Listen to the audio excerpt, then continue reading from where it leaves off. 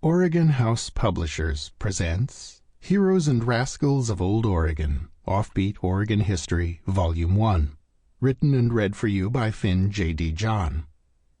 This audiobook comes with a complimentary copy of the ebook in PDF format, which you can download from your library at your audiobook provider or from this book's support page at oregonhouse.com/105.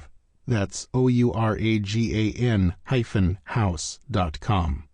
The PDF's table of contents includes this audiobook's chapter numbers as a handy reference.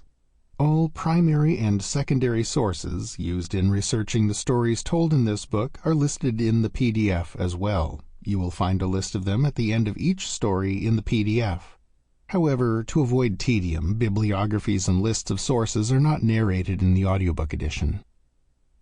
And now, Heroes and Rascals of Old Oregon, Offbeat Oregon History, Volume 1. Foreword.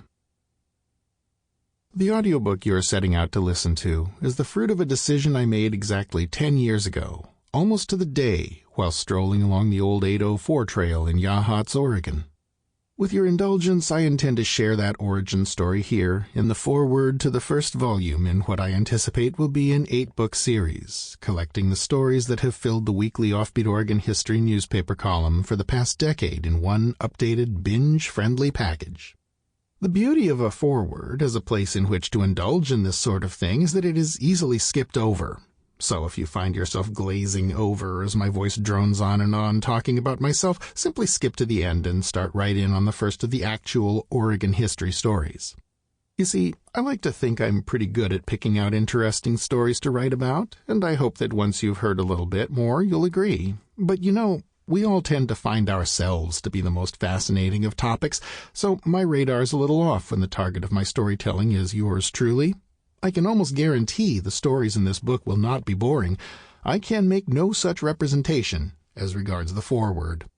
But, being serious now, I strongly believe this information has to be here.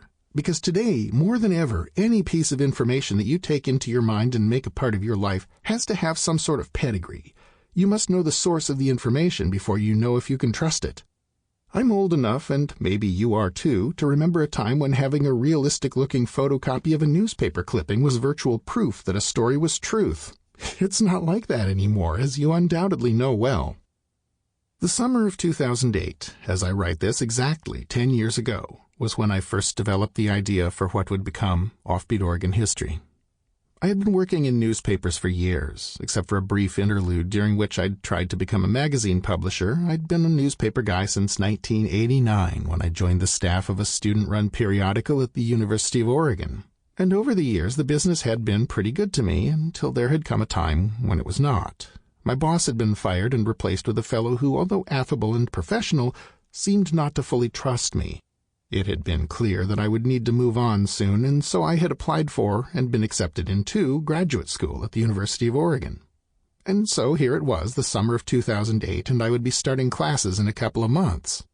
I was excited to go, and yet I was a little apprehensive about leaving behind the business in which I had for so long toiled. This mood hung over me as I drove out to the beach with my wife and our then 8-year-old son for a weekend at Yachats, staying in one of our favorite haunts there, a hotel called the Overleaf. Now, the Overleaf stands right on a low bluff overlooking the sea, and there's a walking path behind it running from the beach, half a mile to the north, all the way back south to Yachats proper. I learned that this walking path was an old wagon road, County Road 804, a.k.a. the 804 Road. The next morning, while the rest of the family was still sleeping, I slipped out of the room for a walk along the sea. I stopped in the lobby of the Overleaf for a cup of coffee, and on the counter I found a stack of pamphlets produced by the hotel which told the story of the 804 Trail. I read it by the early morning light as I started my walk. Here, as briefly as I can make it, is what I learned from my reading. In the early days of the pioneers along the Oregon coast, the residents of what's now Yachats got their supplies from Waldport, 7 miles to the north. But there were no roads, and the geography of the Oregon coast made it very difficult to build them, so they traveled back and forth on the beach.